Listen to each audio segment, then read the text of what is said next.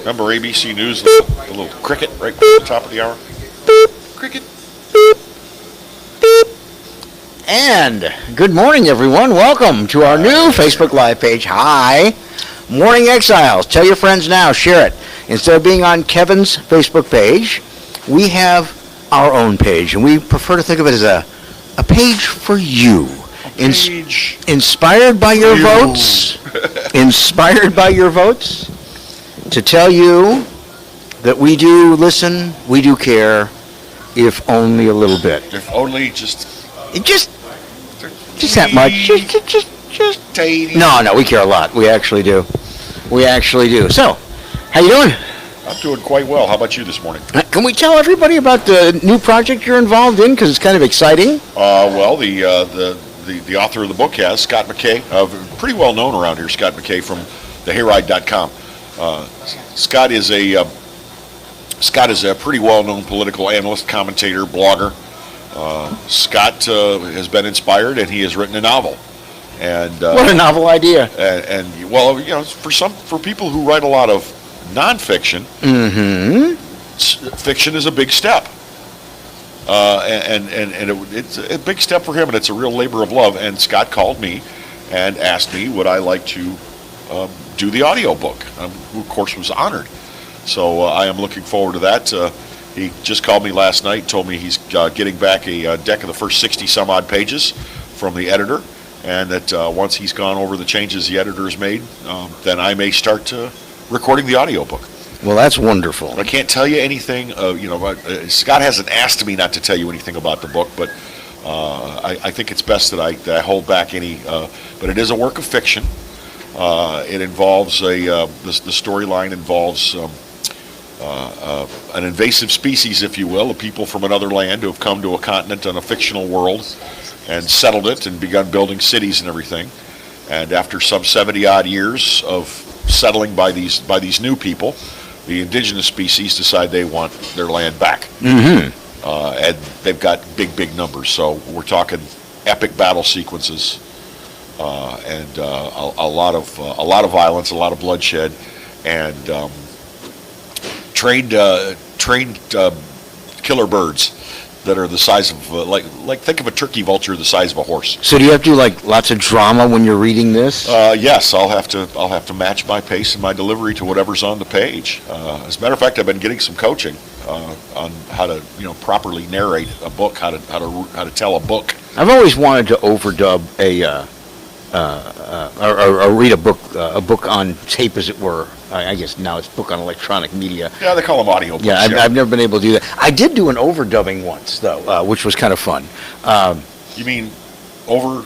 Yeah, over video. Your voice over your own face or someone else? No, it was somebody else. There was an extra in a movie, and he was supposed to play a craggy, older, sawed-off Marine Corps colonel. And he had a voice like this. Now, that's not good. He only had 2 lines. So they called me and they said, we figure you could, look at this. He came up on a motorcycle, Garret Graves. Seriously. But anyway, they said, you can do Marine Colonel. And I said, yeah, I can do Marine Colonel. So I overdubbed it. You got time to get a cup of coffee. You want to grab a cup real quick? Lance will get you taken care of, and then come on over here. Garret Graves. I saw this. Yesterday's Congressman Graves. I saw what looked like a very well-groomed teenager on a crotch rocket pulling up. It's your congressman. It's like, damn, I'm proud. I am. I'm proud to know. I'm proud to have him represent me in Washington, D.C. Yeah, I'm sorry. I won't get on them. When I worked in the hospital, we used to call them donor cycles. That's where we got all our great organs from. Yeah, have a seat. Lance will deliver. But anyway, so I overdubbed this. I overdubbed this Marine Colonel. Yeah. He had 2 lines. And I said, I said, can I hear the original audio track to hear the pacing? And the guy was like, you guys are not squared away. You don't know what the hell. He didn't say hell. Bruno Kirby. Yeah. Like, no, that ain't gonna get it. That ain't gonna get it. Paid well. It paid well. This was years and years and years ago, but it did pay quite well. Sometimes these voice things pay remarkably well. And, with this novel that I'm doing for Scott, who knows, there may be residuals down the road if it sells really well. I know that if it sells really well, he's going to do 2 sequels, so, I'm hoping that the book's a success for him, so I'll get to do 2 more. Make him write you into the second book. Have a heroic character named Kevin. No, we don't. You can do yourself. Joining us now, Congressman Garret Graves. Good morning. How are you, Congressman? Hey, I'm doing well. How about you? Good to see you. You too. So, are we still in recess in Washington, or are y'all going back? We are in recess, and I think the country's much safer that way. Hopefully we stay out for a while. But no, we're scheduled to go back into session the second week in September. So it's been fantastic since the last week in July. Just been home, traveling around from the coastal area up. Yesterday I was in Point Capee. Of course, the northern reaches also include East Feliciana and St. Helena. But from there to the coast, and so we've just been traveling all over the place. It's been fantastic. Did a quick trip over to Boulder, Colorado for a hearing, but just there for less than 48 hours. So if we needed to test you, since it's legal there. You know what? So I'm just going to make note that at one of the meals we had, they had brownies, and I refused to touch them. Yeah. Well,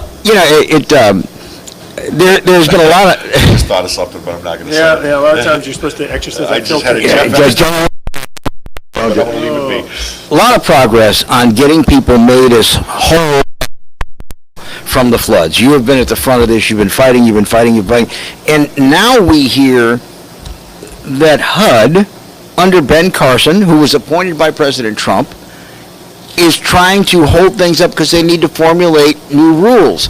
This gives an awful lot of people what the hell are we talking about here? Yeah, Kevin, Bill, just taking a step back for a minute. I think it's important to kind of lay things out. So we had our August 2016 flood that was awful. We ended up securing, so in August of 2016, the flood, in September of 2016, we secured $1.2 billion for flood victims, not for governments or for people's pet projects. It was for recovering, helping to recover flood victims, rebuilding homes, those who have rental units and meaning who are renters and things like that. By December, we secured another $400 million, and so we were over $1.6 billion by December of 2016, just a few months of the flood. This money's all, and we got a little bit more, about 50-something million in April of 17. And that was basically enough money for everybody. For everyone. We did calculations based upon estimates at that time. Now, you might have seen an article that was in the paper just a few days ago this week that said that only $575 million of that has been handed out to flood victims. So let's go through that again. We're approaching nearly 3 years since this money's been in the bank, and a total of $1.7 billion, and only $575 million has has been given to homeowners. Now, the contractors are looking at over $300 million, meaning the people administering the program, showing that there's clear problems because it shouldn't cost that much to administer a program like this. Number two, the fact that we had to work to change the law on this just really dumb, and I apologize for using the word, but it's the only thing that describes it, this duplication of benefits issue where government comes in and says that a loan and a grant are duplicative of one another. And it took us a year to get that law changed, and only to have HUD sit there for 8 months to write the rules, which I don't know what you have to write, and then to screw it up. You can go to Webster's Dictionary and look them both up, and you can see that they are not the same thing. Well, it's really crazy. It is. It's crazy what they've done here. And the worst is just putting the pieces together again. $1.7 billion in the bank now for approaching 3 years. Flood victims that have been sitting here victimized for nearly 3 years, and the inability to connect the dots because of bureaucrats. The other thing that seemed to be a sticking point when I I assisted with a town hall a couple of weeks ago was that a lot of these folks were shocked or surprised to find out that if they wind up getting any money, that money, if they took anything from an approved SBA loan, any money they get from Restore Louisiana is going to have to go to the SBA loan first. And that's pretty much a rule that they didn't they didn't like, they would have preferred to have spent that money as they saw fit, perhaps on a higher interest credit card that they maxed out or something. Yeah, and of course, under the law, the law doesn't specify that. The only thing the law says is that you have to spend the money on actual losses. And so this is HUD just making up rules. And of course, if the people were given the discretion to put it on high-interest credit cards or other things, they of course would do that. But what it also goes to show you is that people have incurred debt beyond what Restore has projected, because they had to put money on credit cards and other things. And it just goes to show you how flawed this whole approach is. And so very, very concerning what's happening, and it really is unfortunate that our own government's doing this to us. Well, this is a battle that Kevin coined a term a few years ago, and I can't think of a better case. As far as HUD is concerned with this is what Kevin would call the politics of discouragement. You just add one more layer of paper, one more phone call you have to make, one more waiting on hold forever, and you finally just throw up your hands and you say, the hell with it. Yeah, I can't help but feel that somebody at the federal level just hopes that some of these people go the hell away. Well, and I've had those very candid conversations with people and probably lost my temper once or twice with them.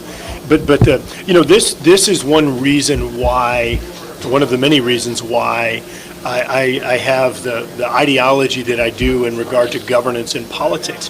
You end up with better solutions in many cases when you give local control. You know, you can allow the local government to tailor the solution to the problem.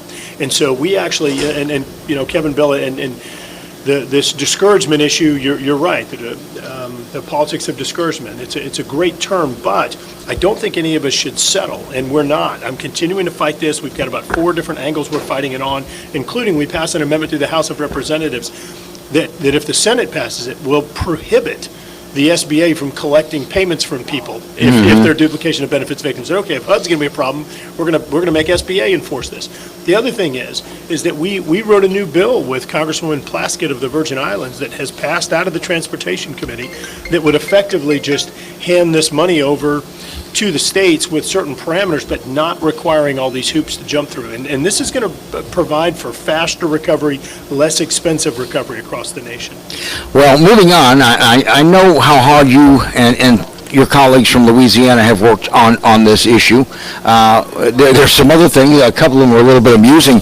I saw yesterday that the government of Israel may not allow 2 of your colleagues in for a visit because they are undesirable. Is that the correct term? Can they? I mean, when you are traveling on business, do you all travel on a black passport, a diplomatic passport, where there's no questions to ask? Or there are a number of different ways we can travel. The blue tourist passport, depending on what we're doing. There's a red or maroon official passport that you fly on or travel on sometimes, depending on what you do, and then of course the black one, which is the diplomat, and it depends on the type of travel that you're doing.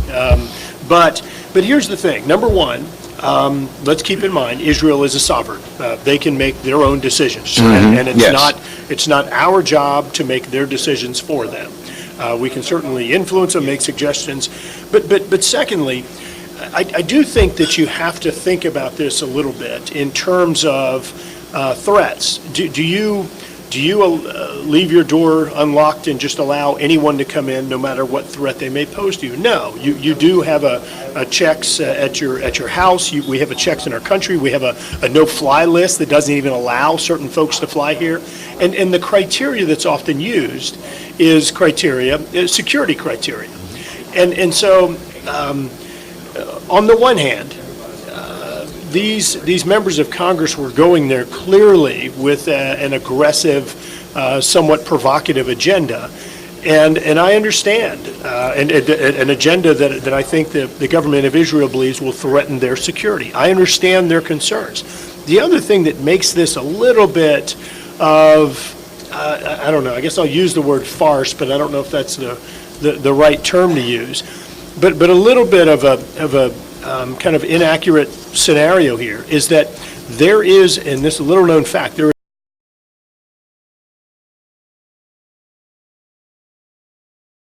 is virtually every member of Congress goes on it. I went on it a few years ago, and it's amazing. It's an amazing trip because it helps you understand sort of the politics and geography of the Middle East. I'd never been to the area before. And so that trip occurred already, and they chose to not go on the trip. And so why did they choose to not go on that trip, where you do meet with the Palestinians, you do meet with opposition parties, you meet with everybody? And why did they choose to not go on that trip, yet schedule their own trip that seems to be much more of an antagonist agenda? And I'd be very curious to hear the answer there as to why they did this, and if it was intended to get press and be provocative as we're now seeing. Do you ever encounter these women in the halls?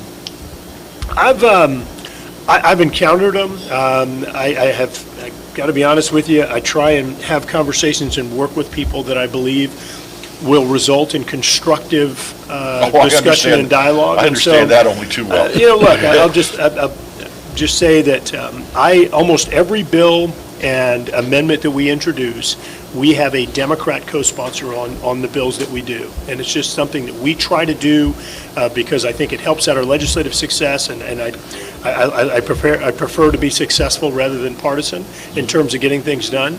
But I have not found any legislation to date where I think engaging them would actually be constructive. I want to repeat what the congressman just said because I just loved hearing it. He prefers to be successful rather than partisan. Good God, if we just had like another 400 like you. Yeah. Look, there's no political party that has a monopoly on great ideas. There's no political party that 100% of the time serves the best interests of Louisiana. We've had to fight Republican and Democrat ideas in the past, and I know we're going to have to do that in the future. But something else that's important to note, and we can sit here in our own little vacuum of party or ideology or what have you, but you have very diverse ideologies across the country. And in the United States Senate in particular, any one senator can oftentimes stop your bill. And so you can shove partisan bills through the House of Representatives all day long. If you want them to get to the president's desk, you usually need to work together to figure out how to get there. And it doesn't mean you have to compromise your objectives. Yes, you may have to shrink your scope and make some changes, but I got to tell you, I've had some really good discussions with members of the other party, and they've actually added to, I think, improving the bill, getting it closer to perfection. And as a guy that has a considerably more liberal voting record than I do, considerably, Joe Kennedy, he and I have a bill on the president's desk this week. I wrote it, sat down with him, started negotiating. He actually brought some good ideas to the table that improved the bill, and it's going to become law this week. Well, and again, the Kennedy family has been involved in representative politics and executive politics for 60 years. Well, he had a little bit better upbringing than I did, perhaps. Well, perhaps a little more grooming. But he understands, just like you do, you have to eventually get things done, and you have to be able to talk to people, and you can't always be throwing slings and arrows in their general direction. And I'm not going to ask you to comment on this because that would be unfair to do. But I do think this gang of 8 or group of 8 or whatever the president likes to call, group of 4. It seems like 8 because they're so loud. I'm sorry. The squad? Yeah, that's what they call themselves, the squad. I'm sorry. I happen to think, my personal opinion, is that they're a novelty act. There's going to be this term and maybe another, and then they're going to go away because they certainly are not going to get anything done. And that's my opinion. I mean, when you're the new kid on the block and you come in throwing rocks, and you throw rocks at basically people and institutions that have been a part of American life for 50 years, you're a novelty act. Yeah. It just, I don't know what the voters in their districts were thinking. Was it kind of like, hey, won't this be cool? Kind of the Al Franken thing? We'll have a funny senator. Didn't realize he grabbed women's chests while they were asleep.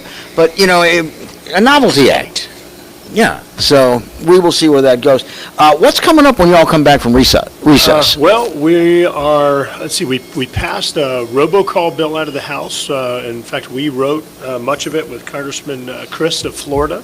Really excited about that one. We've already been able to secure some commitments from the telecom companies, and we've already seen a significant reduction in robocalls around the United States, and especially here in Louisiana that had one of the highest per capita robocall I'm getting rates. fewer, except for the one that said no caller ID. Well, right after you sat down, it went off there. Yeah, that was I'm getting me. fewer. Thanks for screening me.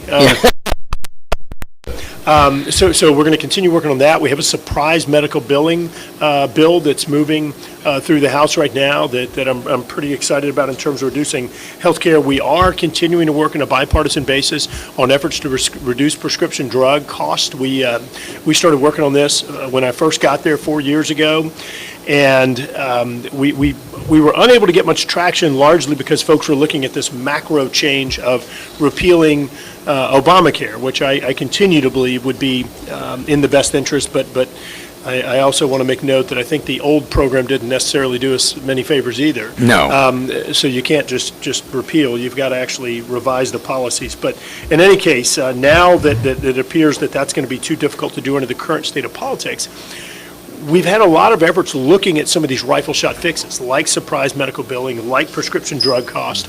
And so we've been able to make a lot of progress negotiating bipartisan basis on prescription drug efforts to reduce the cost. We even have the administration, the president stepped out and is proposing some things that I think are going to make a difference, trying to put some sunshine on some of these baked in or hidden costs where folks are just adding profit without any type of value to patients.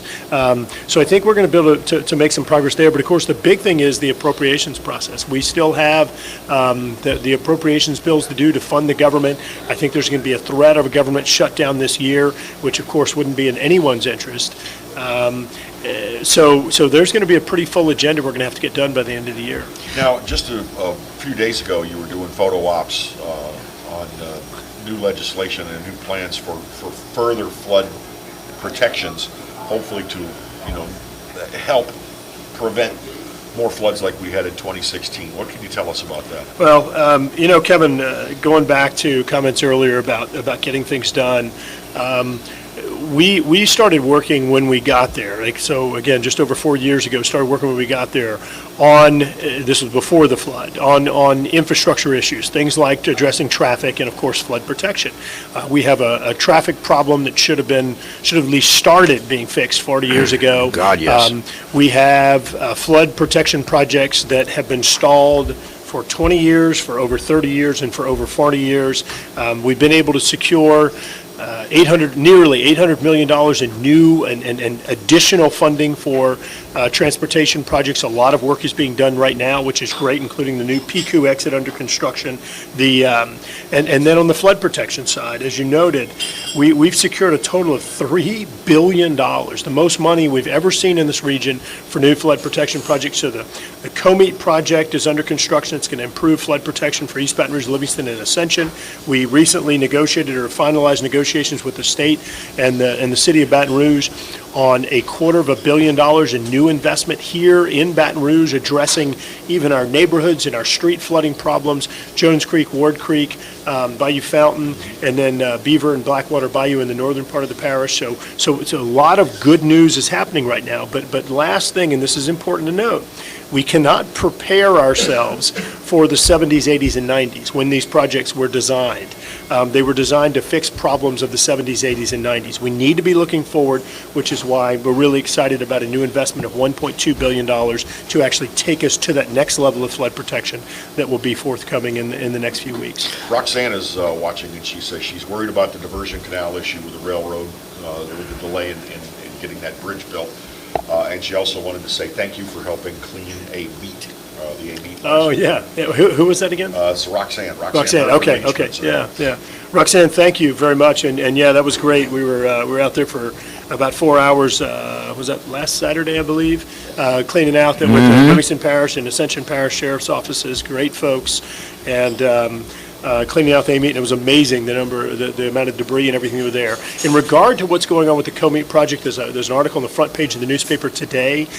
Kansas City Southern Railroad is sort of holding out, and you have a few different things. You have what's called a right of entry that just gives you permission to go out there on the property, go do surveys and borings and other things. Nothing that's going to obstruct the activities of the property owner of the railroad. Present on their right of way. Exactly. Go do, and they're refusing to even grant that. Now, I understand you may want to prohibit construction until you have everything negotiated. That makes sense. But to prohibit a right of entry, in my opinion, goes way too far. I don't think that they're being good community Makes you kind of want to ask why. Yeah. And we have, look, they have a legitimate concern in that right now they have a railroad that's on the ground. And because we have to build a canal, it's going to be a railroad on a bridge. And so they're saying, well, wait a minute, you're going to increase my operations and maintenance costs. They're right, and that's a legitimate concern. We've offered them funds to cover the increased operations and maintenance of going from an at-grade rail to a bridge. That I think that's okay for them to ask for. But they've, in my opinion, they're being unreasonable negotiators by not allowing right of entry. They're being unreasonable in some of their projected costs. They're millions of dollars above what actual bridge experts have indicated the cost to maintain a bridge would be. So we're continuing to negotiate. But I do want to be clear. Their efforts right now are the sole issue that is holding up progress on the project. Let me ask you a question about economics here before we let you go. We've been watching the Dow, and there are some economists who have said, all right, we're seeing indicators of an upcoming recession. The Fed has pretty much indicated that they're going to have another drop in the interest rate in, I guess, beginning of September is when they next meet. I don't know necessarily that we're headed for a full-blown recession. I don't like the fact there are a lot of people talking on radio and television and writing op-ed pieces in the journal and all that saying these are recession indicators. Yeah.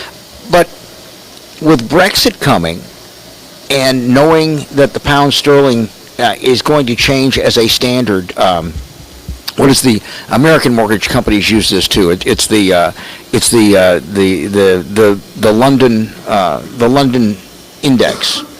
Isn't this just more of a normalization, or do we have to worry at the congressional level with legislation you pass that there may be a recession in the future?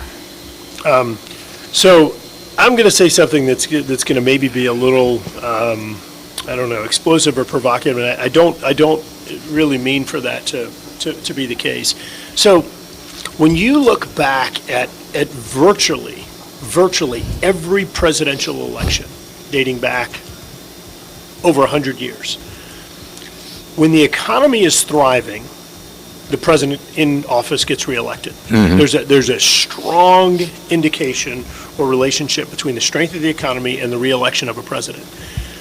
I believe that there are a number of people that are out there that are well aware of that are trying to change that trajectory, meaning trying to prevent the economy from continuing to grow. We have discussed many times the fact that we came in and modernized our 32-year-old tax code. We came in and updated regulations that had been written decades ago and were no longer relevant for today's times in technology and best business practices.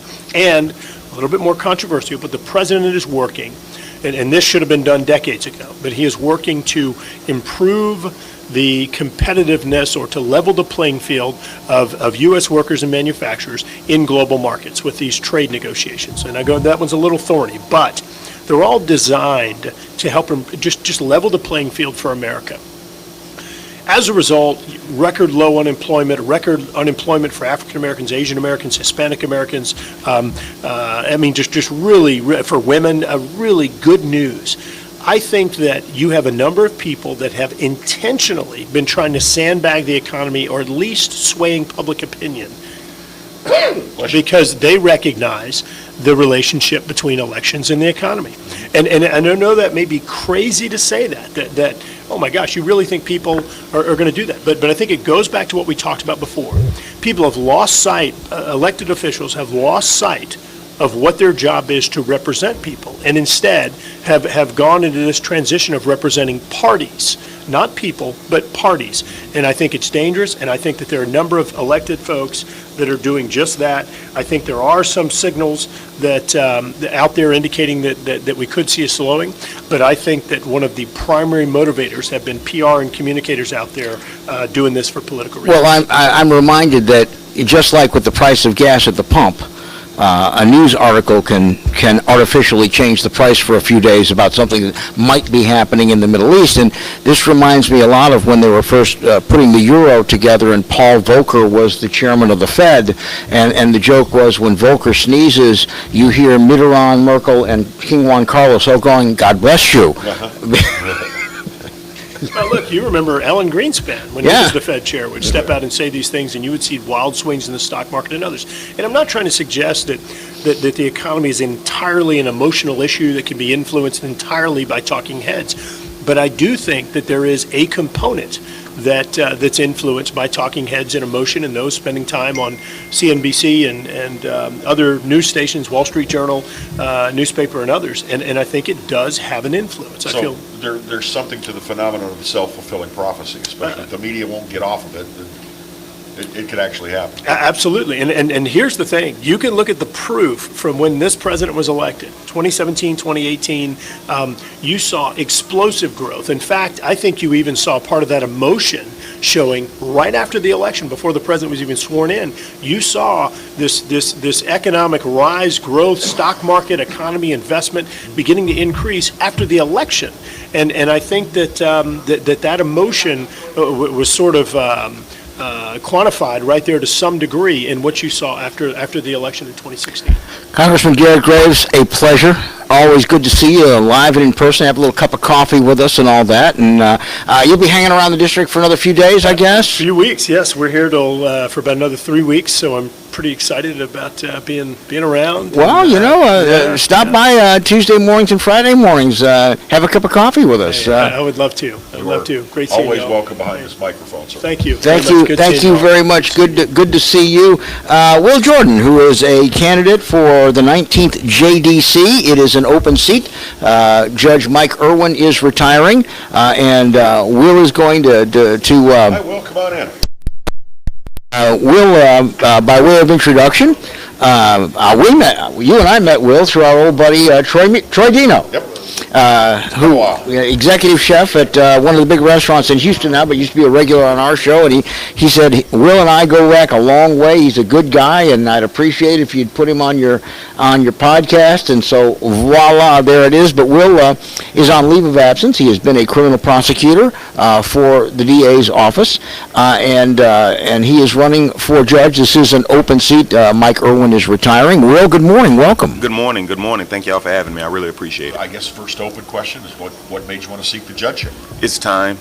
That's the simplest way that I can put it, Kevin. I mean, as a prosecutor for about a decade, I've really, really, really enjoyed the work that I've done.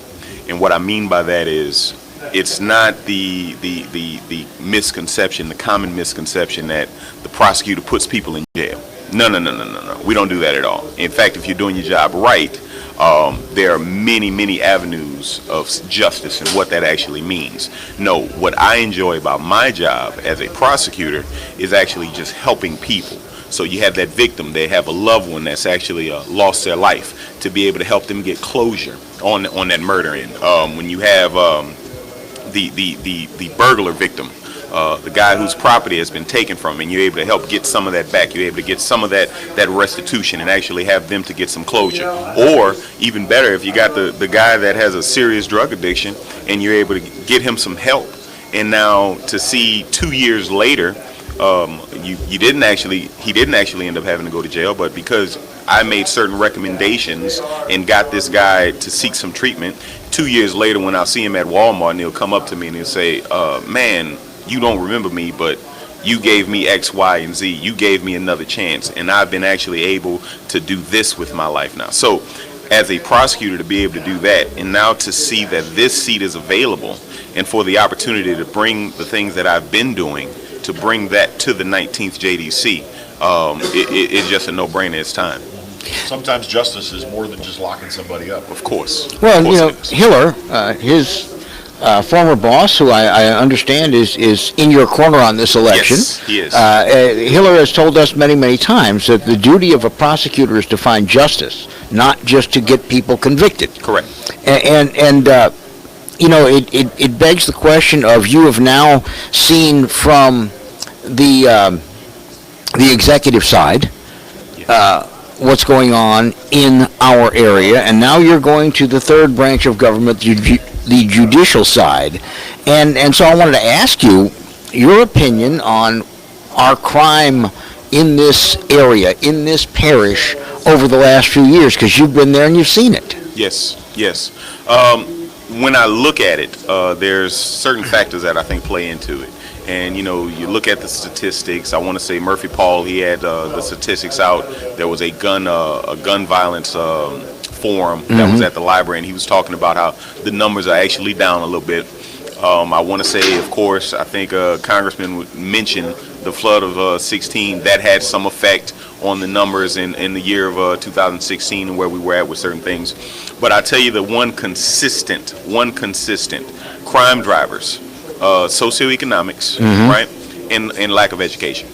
So if we have poor education system, we've got people who are unemployable and can't get certain jobs.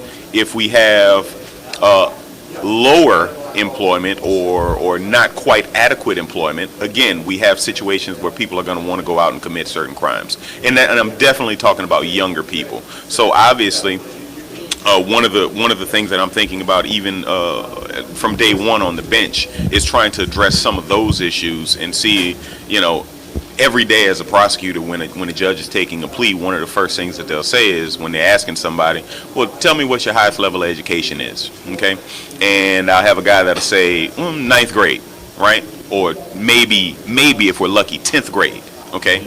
Now I'm talking about a 24, 25-year-old man now. And then the judge will move on further and say, okay, so what was the last job that you've had? What was your last employment? I've never had a job before. That's preposterous. Wow. That's preposterous, and I hear it every single day. What I want to do from day one is, I don't want to just say, okay, well, you didn't complete high school, you don't have a GED, so now I'm going to order you to get a GED. No. You're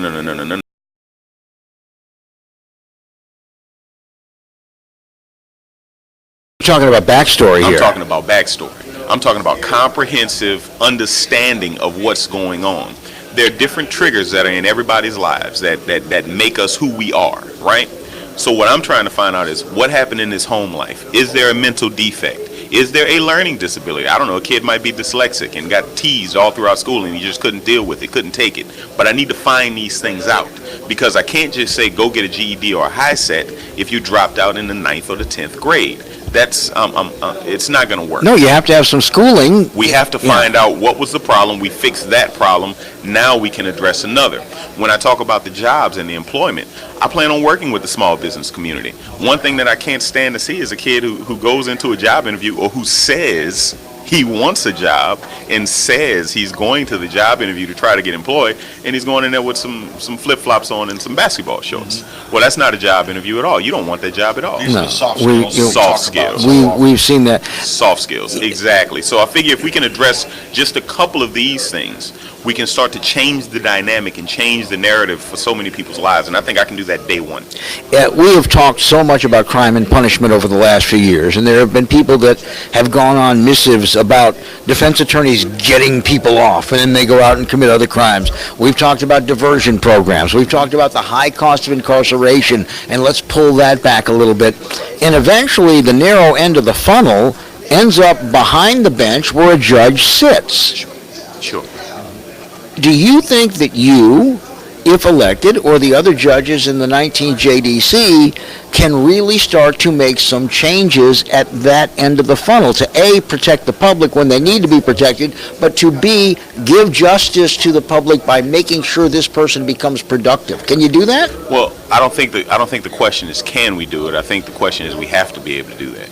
And what I mean by that is, right now, you hit the nail on the head. When we're talking about reentry, when we're talking about diversion, when we're talking about the funds to be able to fund all of this stuff, well, Right now, the reentry program that's actually working at the 19th JDC, I think I actually put the first guy in that program.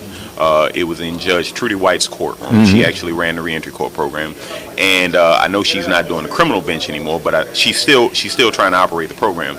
Right now, that program, a person has to be sentenced to a certain number of years, and then they'll go up to Angola to serve out that time, where they have to complete certain benchmarks before they can actually be released, and they'll have housing, a job, etc. It's imperative, though. It's imperative that the judges, we have to actually go out, and yes, I did say we, because I'm speaking this into fruition here. We have to be able to go out and see what's out there, or else all we're going to do is keep perpetuating the revolving door. We have to see what programs will be able to work within the current system, within the bounds. It's our duty. We would have to be able to do that. And I'm talking about those mental health facilities that are out there, those job placement programs. If it means taking someone out of their current neighborhood and putting them in a different neighborhood so that they can be away from those certain triggers that may be bringing about some of these issues, we have to take a look at it, and we have to get it done. And that leads me to my question. You know, it's the pull. You're trying to present them with some positive influences to help them make positive decisions. But then there's the pull of the old patterns in the neighborhood. Yes. And how do I mean, do you have to literally physically separate them from the neighborhood, or teach them better decision? I think that those are both. I think those are both viable options that we have to look at. Now, when we talk about teaching a grown man or a grown woman better decision making, I know that there are different programs, but that's very difficult, exactly. Yes. But there are different programs that are going on right now down at City Court. They have the CEDMS class, the Court Effective Decision Making class. I know there's the Dawn program that is actually a very eye-opening experience if people have been sentenced to that. There are different programs that are out there, and even on this campaign trail, I've met some very dynamic young people that have actually been there. And one thing that we can't forget during this whole process, I might not be able to go and talk to somebody else because of the way I look at the different experiences that I've gone through in my life. But if I know somebody that can actually effectively reach an individual, I can't necessarily just discard that individual and not be able to use him for the value that he may have. And so that's some of the things that I'm actually looking at. So yes, I'm talking about possibly divesting someone from his current situation, and I'm also talking about changing cultural decision-making thought process, bar none. That is what I'm talking about. Let's talk about thought process a little bit. Let's talk about impressions as well. There are some districts in the 19th JDC that are very homogeneous in terms of their racial and economic makeup. And then there are the districts like the one you're running in, it's about 50-50, Close economics and racial. But have we developed into, because of news reporting and because of what we see and hear, do we have in the general population an us versus them criminal justice mentality? That's what I'm seeing, unfortunately. I am seeing that. And but it goes to another one of my I guess, points, my main points in anything that I've been doing as a prosecutor from 10 years ago until today. It's about educating and informing people. This us against them, I think we have that conception, we have that feel, because so many times it's based on the perspective of how we look at certain things. We look at certain things and our perspective is based on our life experiences and our basic general understanding of things. So if we can add, I think, a little bit more, and if we can take a moment to just turn it slightly, not a full 180, but maybe even turn just a little bit to the left, 45 degrees possibly, we may be able to see something in a different light. Now, to further go in on that, when I'm actually going out and when I'm introducing myself to people, and I'll say it like this because I get what you're asking, in the African American community, when I go into different barbershops, one of the first things that I have to tell people is, yes, I've been a prosecutor for almost a decade, and then I'll hear the snicker or the jeer in the back of the room, okay? And I say, I'm glad you did that, because I want to tell you a little bit about what a prosecutor does. And 9 times out of 10, after I've explained, like I did earlier today, what my job actually is, that person will then look and say, oh, I didn't know that. I always thought that a prosecutor was just lock them up and throw away the key. Yeah, I want to lock you up. No. There's people think that there's a No. tote board at the DA's office. So how many people did Will put in jail? Never. Never has been. In fact, that is one of the most unethical thing that you can ever think about, because if you're doing that, well, then you're saying, well, what's the cost of a human life, right? My thing is, what I would always say is, I'm trying to work myself out of a job. And I meant that, because I'm trying to actually change the perspective and change the perception of what it is that we actually do. Vice versa and conversely, I do take pride in when I get that justice for that victim who lost their son, or who lost their daughter, whose child was raped. But at the end of the day, I take pride in it, but that does not mean that I take pleasure in it. Well, and then that's the big difference. It's not like going out, hey, drinks are on me, I put a bad guy away today. No, it can't be. One of the things, and it also relates to that what I was talking about earlier when we were talking about the full, looking at the full view of the individual. I also think that we need to do a better job to actually understand what's called collateral consequences, right? Collateral consequences. Example, I've got a guy that commits, let's say, a couple of different felonies involving narcotics. He's selling heroin out of his aunt's home, right? His aunt doesn't really know what's going on. She knows that he has some people coming over at different times of night, but doesn't necessarily understand what's happening. So when the police exercise this search warrant, they come into the house, they kick in the door, they come in, they tear up the house, they find his bedroom, they find X amount of heroin. Poor auntie's got a kicked-in door, and think about it. Yeah. Exactly. Well, and her house may get seized, too. Her house she could have things that are getting seized because there are profits that, of course, he's been contributing to the household. Now, auntie hadn't been asking too many questions because auntie works at, let's just say she works at Wendy's, or she works at Burger King. It's a good, honest living. But she's not asking too many questions because we got some money coming in this house to help pay some of these bills. right, she's just glad that he's helping out. The collateral consequences of this is now this guy, let's say he does have to go to jail. He does have to serve, let's say, 5 years in prison. Not an incredibly long amount of time, but enough to change somebody's life, enough for somebody to get a college degree, right? This guy has an aunt that now has her door kicked in, like he said, has the house that has been ransacked.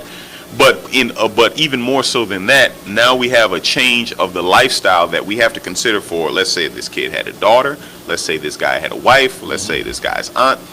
We have all of these people that are affected. Now, I'm not saying that punishment does not come with your actions, because if it does, it does.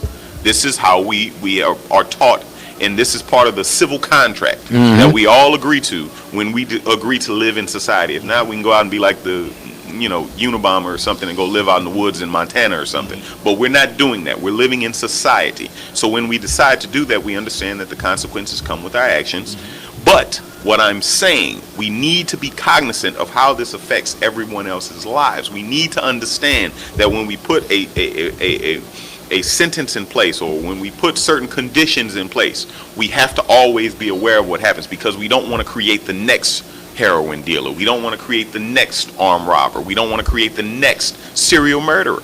So we have to be aware of those types of things. And I think it takes just a little bit more understanding. It takes just a little bit more time in looking at some of those pre-sentence reports, in looking at the totality of the person. And I think that if we do that, we can make better informed decisions. I want to ask you this. Kevin and I have a very good friend who is an investigator with the State Police Special Victims Unit. He's a real good cop and a real good guy, and he puts the cuffs on a lot of people that are involved in child pornography, child exploitation. Really rank stuff. Sure. And he told me once a few years ago, I mean, he's a good Christian guy, and he said, you know what, coming to this job and seeing what I've seen, I now truly believe in the existence of evil. And I want to ask you, as a former prosecutor and as someone who hopes to be a judge, do you believe in the existence of evil, that there are some people that are just evil? Bill, it is without a doubt it exists. I've looked in those people's eyes.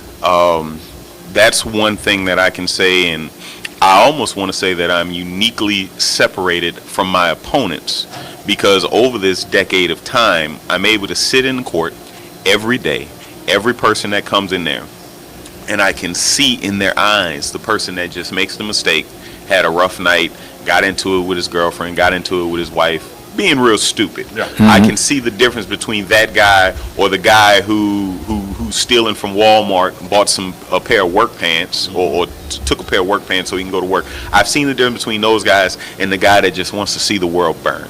The guy that doesn't care when he's just sitting there and he's plotting on, all right, calculating on his time. As soon as this is over with, now I can get back out, and then I'm already plotting on my next score or the next lick, so to speak. I'm already seeing it. I see it every day, and when I can tell the difference, it's only about 15-20% of the people. It's only about 15-20%, and the rest are just people that, again, had a bad day, made a mistake, didn't understand certain things. Again, ignorance of the law is not a defense, but again, you can see that.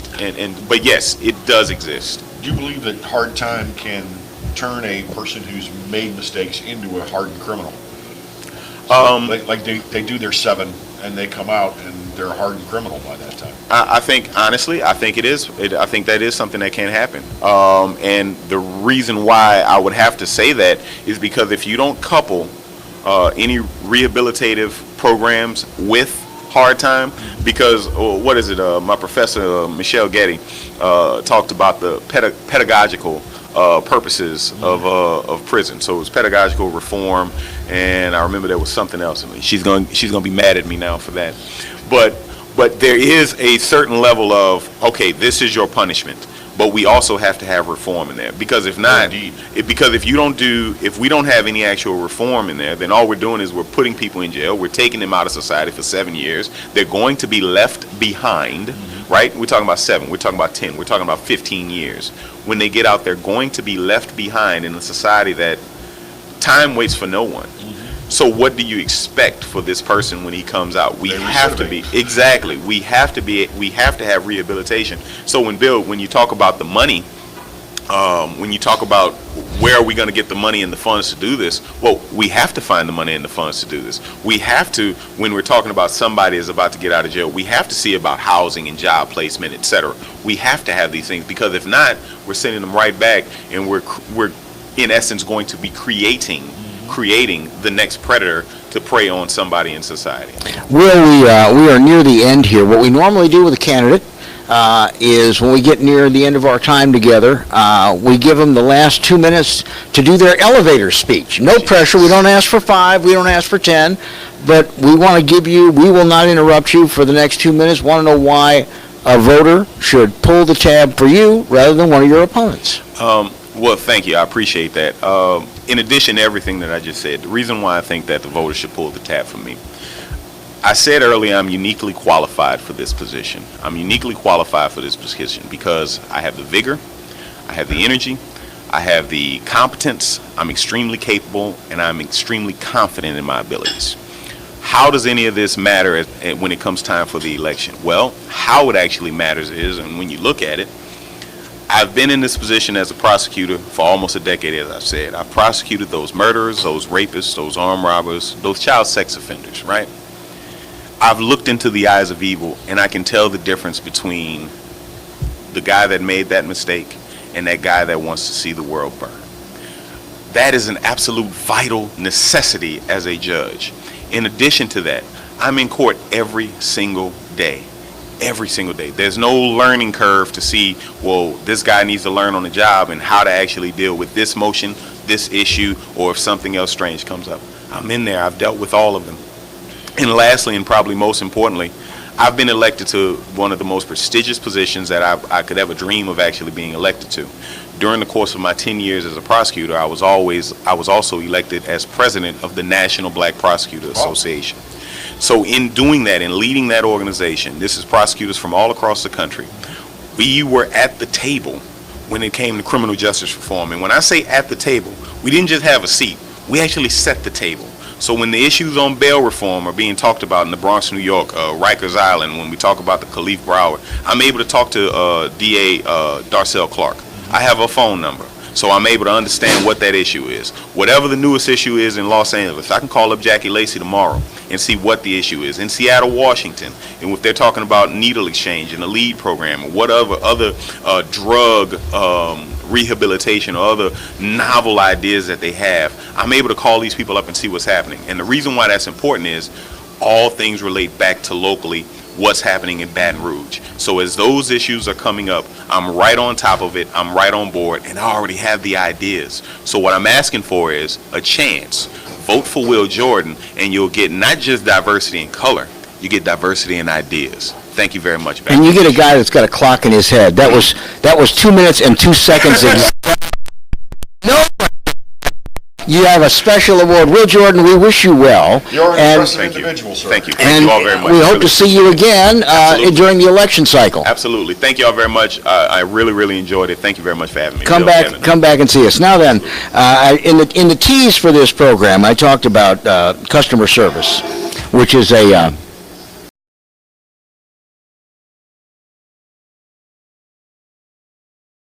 does impact quality of life in Baton Rouge. I think it impacts. Again, this is one of these Chamber of Commerce type things. If the guy who is, looking for a new location for a corporate headquarters comes here to Baton Rouge and he decides he's going to be here for 3 days and he wants to get, a six-pack of water or, maybe some Ritz crackers or something to have in his or her hotel room and goes into a supermarket and gets terrible service, he's going to say, what kind of place is this? And I am personally tired of bad customer service at large institutions, and I'm also tired that we're not hearing about good customer service. So let me tell you a little story. I spent 6 days in the city of Milwaukee, in downtown, 2 weeks ago. And I went into restaurants, I went into cafes, I went into convenience stores, and never had anything but kind greetings and what can we help you with? Oh, you're not from here, you're enjoying our city, et cetera, et cetera, et cetera. And it was a wonderful experience. I mean, even at a fast food place, it was a wonderful experience.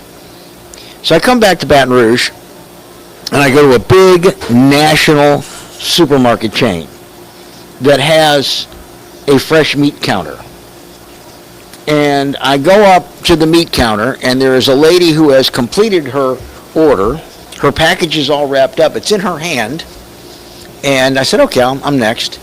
And the woman behind the counter engages her in a long conversation about her aunt and her kids and what's going on with the kids and does he still have that girlfriend? And this is getting lengthy. I'm not talking 20 seconds. You're trying to be patient. So I finally this woman leaves. Thank God and Greyhound. She's gone. And I walk up to the counter, and in comes another store employee and starts talking to her about their breaks and their time off and who's on what schedule.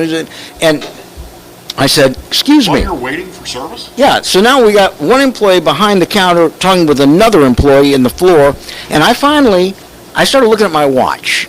And finally, after 2 minutes of this, said, excuse me, can you help me? And this woman snapped. She said, I am talking to her about work. I will get to you when I get to Oh, you. my God. Wrong answer. Particularly to me. So I went and found the manager of this store. He's been the manager of this store for a very long time, and I said, you got a real good problem. And I said, let me tell you about it. And I mean, he looked apoplectic, and he said, well, I'll go back there and get you what you need. And I said, no, I don't want you to do that. And discipline that employee. In fact, you should probably fire that employee. And you know what he tells me? He says, I'm worried I'll get something worse. Well, that's a legitimate concern. Now, I went and spent my money at Rouse's, a locally owned supermarket, where I got very good customer service. Mm-hmm. So then the very next day, I go to a big national dollar store, one I go to a lot. I needed some plastic containers, storage containers for the house. Mm-hmm. And yes, Bill will shop at the dollar store. yeah, why wouldn't you? Why would I pay $8 for a container at Office Depot when I can get it for This a is buck? something few people know about you is you're actually quite thrifty. Yeah. So anyway, and I shop at this dollar store for items like that a lot, and there's a new young man, and boy, he's got tattoos all over his arms, and he's got chains around his neck, and he will not make eye contact. And I had 4 plastic containers, and I said, how you doing, man? Nothing. Okay. Seriously, he didn't speak when he was spoken to? No, he rung it up, and he said, 426. And I said, okay. and I gave him a $20 bill and 1 penny. I put it on the counter in front of him. Oops. And I could see he was having trouble in his mind making the change. Okay, I get that. And he says, $4.26. I said, yeah, I put it right there. He said, I want it in my hand. And I said, really? He said, it's rude to put your money down in front of people like that. And I looked at him and I said, your grandma ain't here. You don't lecture me on manners. And when I'm on this side of the counter with the money in my hand and you're on that side in the god-awful green shirt, my name is Sir. And it didn't affect him one tiny little bit. No. And his manager was standing 15 feet away, and it didn't affect her one tiny little bit. This is the kind of thing that's going to kill business. And you know what's worse? Is I really believe I'm the only one that ever calls it to anybody's attention. That Well, this you're is, not the only one, but most of us have given up. well, Here's the secret To my customer point. service. The golden rule. The golden rule is the answer to almost everything. But in a customer service situation, you have to wait on customers, treat them the way you would want to be treated if you were the customer. well, and not only that, the other part of the golden rule is the gold that I'm holding in my hand rules that moment at the register, and that's what keeps you Well, I employed. was in the jobs where I worked, where I had to take money from customers and help customers, I was always raised with the ethic that the customer's never wrong. No matter how wrong they are, they're not wrong. Well, I don't agree with that, but I understand what You you're get- saying. You get the customer what they want, what they need, and you get them out the door with a smile on your face. But now, I want to talk about a good story, a very, very good story. A locally owned supermarket, and they'd done a little bit of a reset, and I was looking for a specific ingredient for something. And again, met me in the aisle and said, can I help you find something? You look like you're a little lost. And I said, yeah, I've been in this store a million times. I don't know where this is. And she said, oh yeah, we did a little reset. I'll take you. She walked me to it. She stood beside me on the aisle and said, which one of these would you like? And I told her, and she took it down off the aisle for me, not that I couldn't reach it myself, and then anything else I can help you with. But this is a locally owned store. This is Calandro's. This is not a big national chain. I suspect that Calandro's probably pays their people a little more and screens them a little better. Well, it's also just the culture. I mean, it starts with management. Mm-hmm. Culture in the business and how they treat their customers starts with management. And I think that the bigger the business, the weaker that culture is going to be. Well, and a lot of these big national chains, I'm sorry, their managers use every excuse not to manage. They know that they are key carriers. And a manager, and I have to stand up for this guy, manager at the Winn-Dixie at Burbank and Lee, did not like the way somebody working in the bakery counter was speaking to me, and came up and said, you don't talk to a customer that way. And she said, well, he said, I don't care. You don't talk to a customer that way. He said, I talk any way I want to. He said, well, you're going to talk in the unemployment line because you're gone. Wow. Wow. But that's the exception rather than the rule. Most of them in big chains throw up their hands and say, what can I do? You can do your job. You can protect your customer. You can protect your cash flow. You can protect your own sorry No, but I job. kind of feel for the guy who told you, if I get rid of this bad employee, the one that replaces him or her might be worse. Well, apparently it doesn't matter because he's been at this particular Albertsons for well over 20 years. But it's a lot easier. It's a lot easier to let the customer vent on you and not take any corrective action. See, and it's another situation where things also vary store to store. Now, I know where the Albertsons where you normally shop is. The Albertsons where I shop is right around the corner from my house on Jones Creek, and been shopping there for 21 years. They know me by name. They treat me like royalty every time I'm there. I don't think I've ever had a bad experience in Albertsons. Especially, they keep moving crap around on me in there, though. It's like, Well, stop moving stuff. The thing is, it's just like this Chamber of Commerce crime. I dread when it's the front page of the Advocate and the top story on 2, 9, and 33 that, somebody, shot his nephew in the butt because they were fighting, over the last drink of Kool-Aid. That's what I call Chamber of Commerce crime. It's stupid crime. And this kind of bad customer service over simple things is stupid. And this is the kind of thing that gets the word out on your city Yep. And it keeps good businesses that will employ people from coming here. So my message is, you encounter bad service, and it's legitimately bad service. Not that they didn't click their heels and salute you, but it's just bad service. Indifferent. Tell somebody about it, particularly above the level of the store manager. If there's a district manager or somebody like that, don't sit there and set up the next victim by just sloughing it off going, oh, well, what can you do? Because you can, in fact, do something about it. Yeah, the power's within your hands. You're the consumer. So there you have it. Sure, they may let you walk away from the transaction, but if more people like you walk away from the transaction, sooner or later they'll be forced to take action. Mm-hmm. Now, I do want to tell you also, I'm a great believer in supporting our locals. The service at the brand new Mathern's on the LSU campus is second to none. The Rouses, in their brand new Rouses at Lee Drive, now that's like going to the Taj Mahal of groceries. Great service there. Terrific service there. And again, these are all local entities. What do you see, folks? What are you thinking here? What can we draw a conclusion? I think maybe we can. It's all in how you were raised.